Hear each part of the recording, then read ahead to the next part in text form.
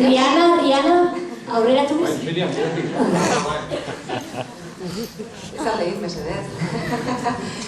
Txalo egin bai, baina gure zorion agurra ere jaso beharko duzue benetan oso gustora entzun dugu zuen interpretazioa. Zaila da, ikaragarri zaila da duzuena. Nik uste dut dutxan eta etxean eta kantatzen dugunez, egunean edo karaokean, desaten dugu, bada zerbait.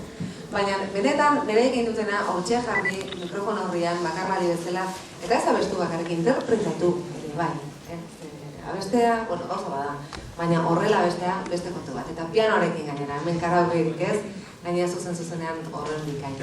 Inglesez gainera, fin baita ere, eta ze gusto handirekin. Beraz, eskerrik asko.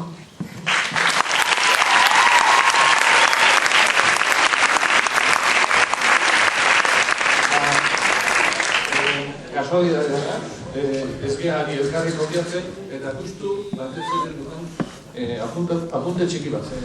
Non txopituk egiten, harratak egin dut. Nik uste lortu dezuela atmosfera berezi bat sortzea, ez da erresa, bakarrari bat izan eta piano bakarrarekin. Ari ginean, benetan musika entzuten, ari ginean kontzertu batean geunden, eta justu horrekan hitz bat jarretanik ere, interpretatu. salto bat, ikusten dalako salto ikeragarri hori bat oso zaila dela lortzen, eta holtza batera hilo, eta beste norbaiten abesti bat ez kantatzea, baizik eta barneratzea, sentitzea, interpretatzea eta sentimendu hori gainera transmititzea. Zorionak bioik, ze benetan oso dut.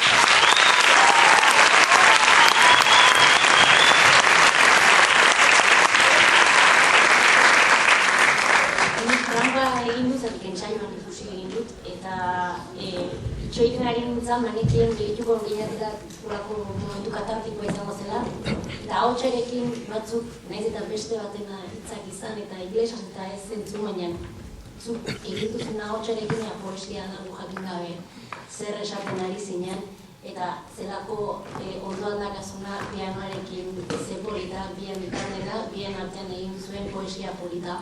Eta eskarrik asko hemen gure beldur barriken parte hartzagatik, ia izi, egotea etik batik zuezek, zela eraman badizuen.